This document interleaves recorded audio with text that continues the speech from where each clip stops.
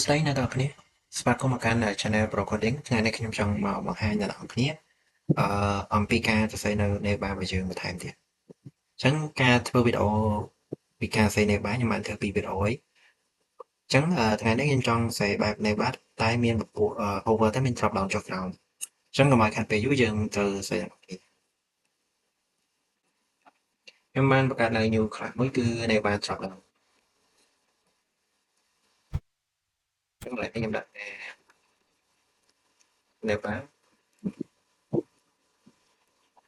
drop down ដែរអញ្ចឹងយើងដឹងហើយថាមុននឹងយើងសេហ្នឹងយើងត្រូវគិតថាយើងចង់សេប្រហែល block អញ្ចឹងសម្រាប់វីដេអូនេះខ្ញុំចង់សេ2 block ទេសម្រាប់ Neighbor របស់យើងអញ្ចឹងវាមាន logo ហើយនិង menu របស់យើងអញ្ចឹងlogo នេះដាក់ text A ខាងខ្លះមួយ logo ខ្ញុំដាក់ឈ្មោះថា Alex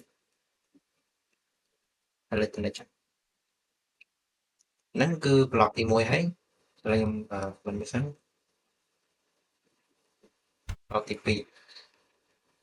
ហើយ block ទី1អញ្ចឹង block ទី2ពពួក list របស់យើងអញ្ចឹងខ្ញុំមាន div មួយដើម្បីក្តោបនៅ list របស់យើងអញ្ចឹងក្នុង div class menu ហ្នឹងខ្ញុំមាន URL class URL ខ្ញុំតាំង class list មកអញ្ចឹងយើង say URL ដល់ list អញ្ចឹងយើងបាន URL ហើយ class base ឈ្មោះ list អញ្ចឹងក្នុង URL ហ្នឹងគឺយើងមាន li ហើយនិង xa មកអញ្ចឹង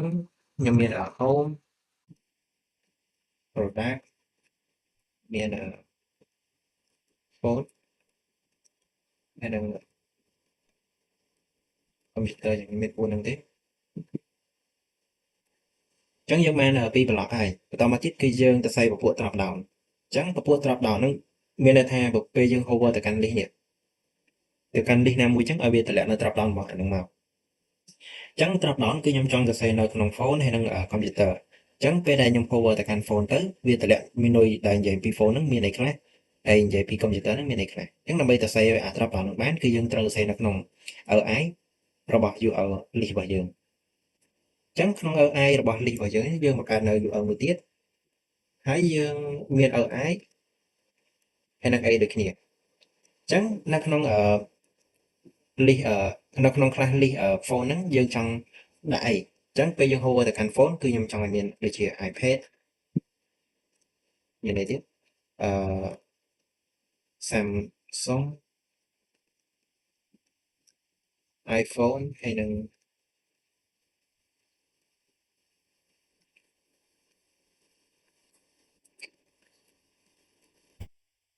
មីចឹងទៅបន្តមកទៀតអឺខ្ញុំ copy នេះមកយើងយកទៅកាន់យើងយកទៅដាក់នៅក្នុងកុំព្យូទ័ររបស់យើងម្ដងអញ្ចឹងក្នុងកុំព្យូទ័រហ្នឹងពេលដែលយើង hover កុំព្យូទ័រទៅវាមានmenu អីបន្ថែមទៀត process អត់ចេះ copy admin យើងទៅ save URL ហើយក្នុង URL មាន li មាន text អញ្ចឹងក្នុងហ្នឹងខ្ញុំមាននៅពួកដែលមាន AP មាន Lenovo តើមាន Acer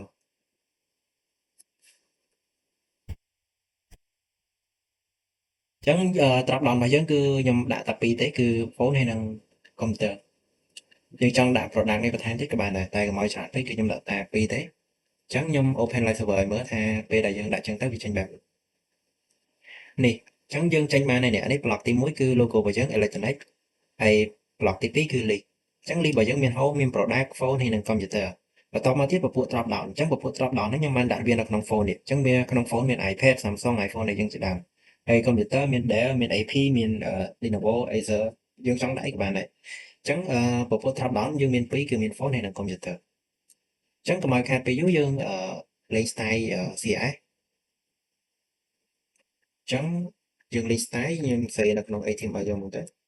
style ចាំមកយើងចុចសញ្ញា style យើងឲ្យmargin 0 heading 0 I think word 10អញ្ចឹងនៅពេលដែលយើងសេ style CSS ហ្នឹងអា3ហ្នឹងគឺចាប់ផ្ដើមមុនគេត្រូវតែមានតែម្ដង ចឹងឥឡូវខ្ញុំចង់បំបត្តិនៅបន្ទាត់ខាងក្រោមឬក៏ឥឡូវខ្ញុំចង់បំបត្តិនៅសញ្ញាចុចនេះសិនទៅដោយសារយើងដាក់ heading zone margin zone ណាចឹងវាឃើញចុចហ្នឹងឯងចឹងខ្ញុំដាក់ list try tab ណានមកហើយយើងចង់បំបត្តិបន្ទាត់ហ្នឹងយើងហៅ take a មកហើយ take decoration ណានដូចគ្នាហើយខ្ញុំយក font size ឲ្យមកចឹង font size គឺខ្ញុំយក 1.5 rem មកឲ្យធំងាយស្រួលមើល yes ដាក់ឆ្មោះវាស្រួលមើលតោះមកខ្ញុំចង់លេងទៅកាន់ font family ចឹង font family គឺខ្ញុំយក cái Franklin នេះមកវាមានអក្សរដុតស្រាប់តមកទៀតគឺយើងហៅ class logo យើងមកដើម្បីលេងfont ឲ្យវាធំជាង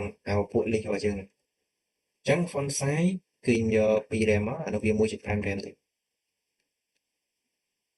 អញ្ចឹងចំណែកឯ color វិញ color គឺយើងឥឡូវខ្ញុំដាក់ background នេះវាសិនអញ្ចឹងដើម្បីដាក់ background បានគឺយើងយកអា class ណាដែលក្តោបវាទាំងអស់មកក្តោបនៅ nail ក្តោបនៅ list អញ្ចឹងយើងមាន class យើងអត់ទាន់បានដាក់ឲ្យបានត្រឹមត្រូវអញ្ចឹងយើងត្រូវមានឯក្តោបមួយសិននេះអញ្ចឹងយើងគ្រាន់តែ shift control P មកហើយចុច wrap ហើយខ្ញុំដាក់ថា nail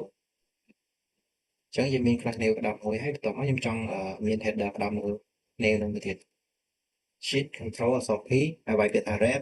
ហើយយើងវាយពាក្យថា header មក take header អញ្ចឹងយើងចាប់ take header ហ្នឹងមកតោះមកយើងលេង background វា background color គឺខ្ញុំយកពណ៌ blue យកនេះអញ្ចឹងពេលដែលយើងដាក់ពណ៌ background ពណ៌ blue ទៅមើលអក្សររបស់យើងមើលឃើញហើយអញ្ចឹងយើងដូរ color មកអញ្ចឹងអាហ្នឹងយើងសើបានរៀននៅវគ្គមុនខ្លះៗអញ្ចឹងខ្ញុំអត់បានរៀនបញ្យល់បានច្រើនឬក៏នេះទៅខ្ញុំរៀនឲ្យវាលឿនតិចទៅតើមកឃើញថាវានៅជាជួរឈរឡើយទេអញ្ចឹងដើម្បីវាទៅជាជួរដេកបានគឺយើងហៅ class nail នេះមក nail នេះគឺក្តាប់នៅ logo ហើយនឹង list របស់យើងអញ្ចឹង nail display flex វាទៅជាជួរដេកហើយយើងប្រើ justify content center អញ្ចឹងមានន័យថារាល់ដងខ្ញុំប្រើ space between តែអានេះខ្ញុំចង់ប្រើ center ដើម្បីវាទៅកណ្ដាលពេលយើង hover ទៅងាយស្រួលមើលបើសិនបើយើងប្រើ space between ពេលខ្ញុំធ្វើវីដេអូអញ្ចឹងវារៀងពិបាកមើលអញ្ចឹងខ្ញុំប្រើ center ទៅហើយ align item គឺយក center ឲ្យអក្សរហ្នឹងវានៅកណ្ដាលស្មើគ្នាបន្តមកទៀតគឺយើងឃើញថាពពួក list របស់យើងគឺវានៅជួរឈរដែរទេអញ្ចឹងពពួក list របស់យើងហ្នឹងយើងតាំង class អីមានន័យថា class list នេះ UL នេះអញ្ចឹង UL ហ្នឹងគឺក្តោបនៅពពួក list របស់យើងហ្នឹងហើយអញ្ចឹងយើងហៅ list យើងមកប្រើមកយើងត្រូវហៅ mail វាមកជាមួយក៏បានដែរយើងត្រូវដាក់ថា dot minoi បាញ់ទៅ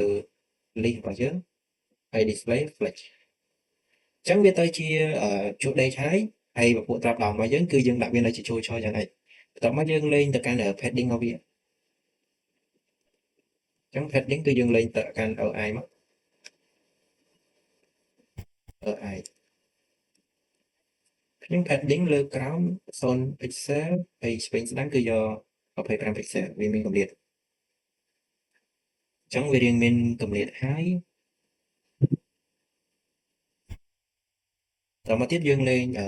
ពពួក heading របស់ A ម្ដង li បាញ់ទៅ A មកអញ្ចឹងអា list នេះគេនេះ list ហ្នឹងមាន UL ទេអញ្ចឹងខ្ញុំលេង padding ឲ្យ A ឲ្យមកពេលយើង hover ទៅវាស្អាតអញ្ចឹងខ្ញុំលើក្រោមយក10 pixel ឆ្វេងស្ដាំគឺយក20 pixel យ៉ាប៉ុណ្ណឹងបានទេអញ្ចឹងបន្តមកទៀតគឺយើងលេងទៅកាន់ពពួក drop down ម្ដងអញ្ចឹងយើងឃើញថា drop down របស់យើងវាអត់ទាន់ធ្លាក់មកក្រោមទេអញ្ចឹងយើងហៅ drop down របស់យើងមកនេះអញ្ចឹងខ្ញុំតាំង class drop down យើងសិនខ្ញុំដាក់ឈ្មោះ class វាអញ្ចឹងយើង class ដាក់តាំង class មក drop down អញ្ចឹងមួយទៀតក៏យើងដាក់ class drop down ដែរមានតែពេលយើងលេងតែមួយតែវាចូលទៅកាន់2អញ្ចឹងវាចំណេញពេលវេលាយើងអញ្ចឹង drop down របស់យើងមាន2អញ្ចឹងយើងហៅ class drop down មកអញ្ចឹងយើងហៅminoi បាញ់ទៅ list បាញ់ទៅ li ហើយបាញ់ទៅ drop down ចឹងយើងតាំង class drop down ហ្នឹងកុំឲ្យច្រឡំជាមួយនឹងពពួក list នេះចឹងអា term li ម្នេះហ្នឹងអាហ្នឹងមានន័យថា list ហើយអា drop down ហ្នឹងគឺពពួក drop down របស់យើងមួយទៀតតែនៅក្នុង list ហ្នឹងចឹងដើម្បីឲ្យវាចេញមកពីចេញពីអា background ហ្នឹងបានយើងប្រើ position ចឹងយើងដាក់ position មកយើង position absolute ចឹងដាក់ absolute មកវាលែងស្ដាប់មេរបស់វាចឹងវាបានចុះមកក្រោមហើយដោយសារយើងដាក់ color ពណ៌សចឹងទៅវាមើលឃើញហើយខ្ញុំដាក់ background វាចឹង background color គឺយើងយកពណ៌រៀងឥឡូវយើងពណ៌ណារៀងច្បាស់ៗដាក់ gold ពណ៌ gold ទៅចឹងចាំពណ៌ទឹកក្រូចនេះដាក់ពណ៌ទឹកក្រូចពណ៌ orange ចឹងយើងឃើញថាវាបានប៉ុណ្ណឹងហើយយើងតមកយើងដាក់ position ឲ្យមេវាហងយើងដាក់ position relative មានន័យថាកូនរបស់វាលេង position ហើយមេរបស់វាត្រូវមាន position ដែរចឹងមានន័យថាកូនរបស់វាត្រូវស្ដាប់មេរបស់វាបើសិនបើយើងដាក់ថា position absolute វាអត់ស្ដាប់នៅអាពពួក list នេះទេវាស្ដាប់នៅបាត់នៅ browser វិញតមកទៀតគឺយើងលេងទៅកាន់ header របស់យើងដោយសារយើងមើលទៅវាខ្លី background របស់យើងខ្លីចឹងខ្ញុំលេងឲ្យវា background វាមែនចឹងលេង high មកចឹង high វាច្រើនគេប្រើវាជា V8 ចឹងយើងដាក់ 10 V8 មកចឹង 10 V8 វារៀងធំហើយចឹងមកយើងលេង padding ឲ្យវាចឹង padding លើក្រោមគឺ15យក20 pixel ចឹងដាក់20 pixel ឆ្វេងស្ដាំគឺយើងមិនលេងទេដោយសារវានៅកណ្ដាលស្រាប់ហើយយើងដាក់អានេះវាចូលទាំងលើក្រោមឆ្វេងស្ដាំហើយព្រោះយើងកំណត់4ទិសអានេះតាមមួយយើងស្មើនឹង4ទិសបើយើងដាក់អានេះ30 pixel ទៀតឆ្វេងស្ដាំចឹងយើងដាក់តែ20 pixel ណា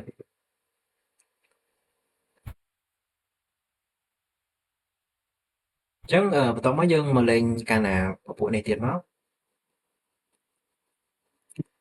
ចឹងខ្ញុំចង់លេងឲ្យវាមាន padding តិចចឹងយើងដាក់ថានុយបាញ់ទៅ list បាញ់ទៅ li បាញ់ទៅ drop down បាញ់ទៅ li បាញ់ទៅ a មកចឹងលេងកម្រិតអក្សរចឹងយើងមាន padding របស់វាយើងមាន padding ហើយ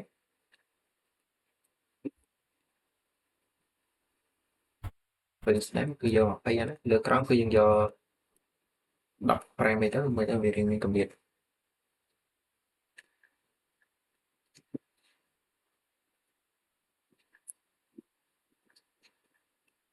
តមកគឺយើងប្រើ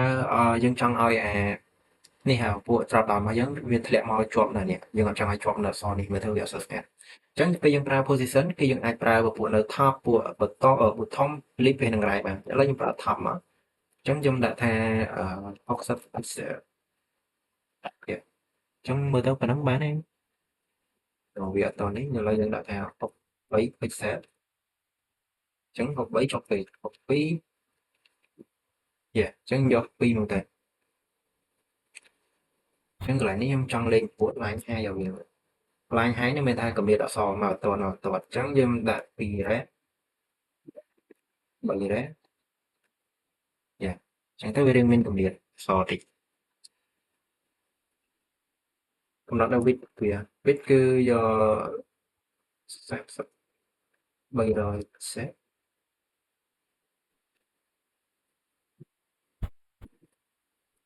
width អត់ដែរដោយសារយើងលេងនៅ UO វិញ width 300 pixel ធំទេ200 pixel ដល់ប៉ុណ្ណឹងអញ្ចឹងបន្តមកទៀតគឺយើងចង់បំបត្តិអានេះមានន័យថាយើងចង់ពេលយើងបាត់អាហ្នឹងមកហើយយើង hover ទៅកាន់ phone ឬ computer មកវាធ្លាក់អាហ្នឹងឲ្យអញ្ចឹងយើងគ្រាន់តែប្រើ display ណាបាទអញ្ចឹងពេលយើង hover គឺអត់ទាន់ដែរដោយសារយើងអត់ទាន់បញ្ជាលើវាឬក៏ប្រើនៅ function ដើម្បីបញ្ជានៅវាទេអញ្ចឹងយើងប្រើ hover មកយើងដាក់ថា menu បាញ់ទៅ list បាញ់ទៅឥឡូវបាញ់ទៅ list ហើយមានន័យថាពេលដែលយើង hover ទៅលើ list មានន័យថាពេលយើង hover លើ list ហ្នឹងយើងឲ្យវាតម្លាក់នៅ drop down របស់យើងអញ្ចឹងយើងប្រើ display block មក ចឹងពេលដែលយើង hover ទៅកាន់នេះទៅកាន់ URL ហ្នឹងមក URL របស់ list នេះមានន័យថាពេលយើង hover ទៅកាន់ list នេះវាតម្លាក់នៅពពួក drop down នេះមកនេះអាហ្នឹងដូចជា function ដែលយើងកំណត់ឲ្យវាចឹងយើង hover មកអត់ចេញ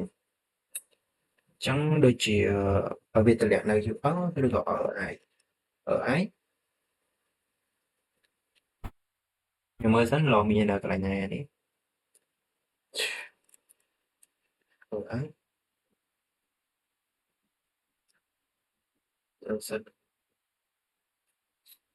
នេះចាញ់នេះចឹងមានន័យថាពេលយើង hover ទៅកាន់ RI នេះ RI ដោយសារមិញខ្ញុំច្រឡំ URL ដោយសារ URL វាជាក្តោបណាទាំងអស់នេះទេអញ្ចឹងមានន័យថាពេលយើង hover ទៅកាន់ RI ណាមួយចឹងឧទាហរណ៍ថា RI របស់ phone អញ្ចឹងវាតម្លាក់នៅ drop down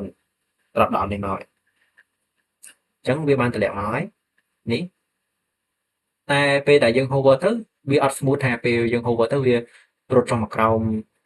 ទេគឺវា load ផ្លឹបមើលទៅវាអត់ស្អាតនៅពេលដែលយើងប្រើ display ណានឬក៏ display block ហ្នឹងគឺយើងអាចលេងនៅ transition បានទេអញ្ចឹងខ្ញុំចង់ដាក់ឲ្យអ្នកនរគ្នាមើលអញ្ចឹង transition បើនេះមក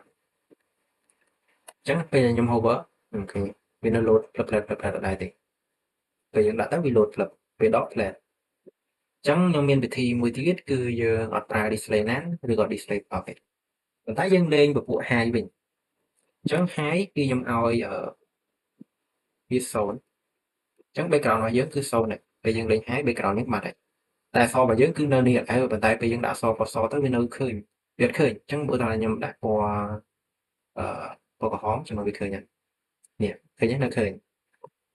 ពេលដែលយើងលេង high ទៅមានន័យថា background របស់យើងគឺបាត់ហើយអញ្ចឹងដើម្បីបំបត្តិអក្សរនេះដែរគឺយើងប្រើពពួក overflow អញ្ចឹង overflow hidden មកអញ្ចឹងលេង overflow hidden វាបាត់ដែរអញ្ចឹងនៅពេលដែលយើង hover មកអត់ចេញដូចគ្នាហេតុអីបានអត់ចេញមានន័យថា high របស់យើង0នឹង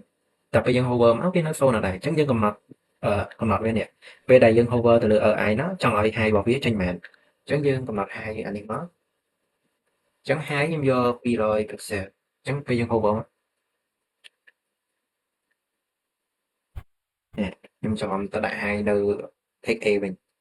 គឺយើងយកទៅដាក់នៅកន្លែង display block ហើយ display block នេះយើងអត់ដាក់បើពេលចោលនេះ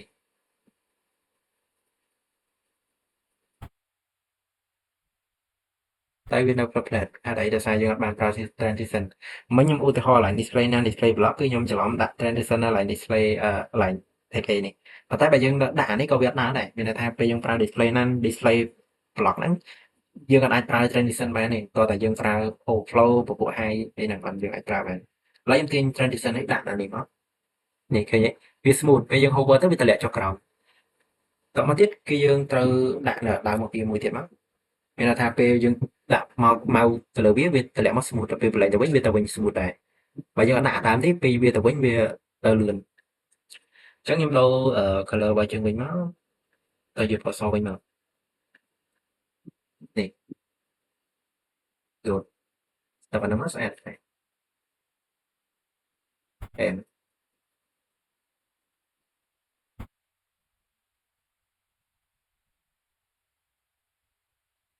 បន្តមកទៀតយើងលេងទៅកាន់អីឥឡូវតមកទៀតយើងចង់លេងបន្ថែម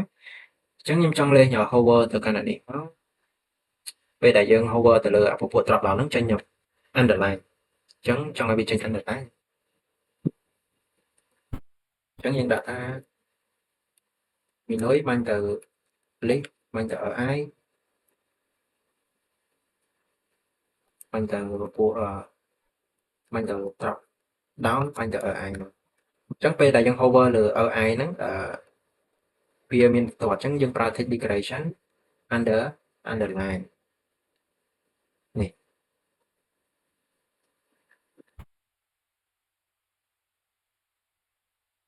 យើង hover លើ text A ដោយសារយើងអត់បានដាក់ hover អញ្ចឹងទៅវាចេញទាំងអស់នេះឃើញវាចេញបន្ទាត់ពីក្រោមអត់អញ្ចឹងខ្ញុំឲ្យ color ដាក់white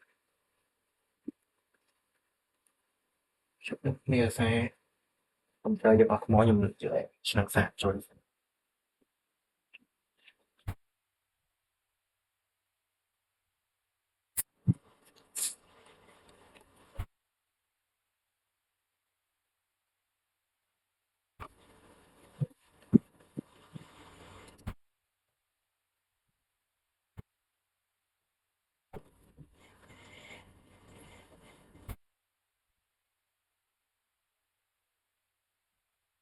ឥឡូវយើងមកតទាំងអស់គ្នា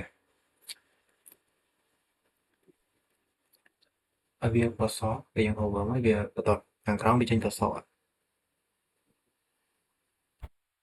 ចូលយើងពណ៌ខ្មៅមិនឥឡូវពណ៌ blue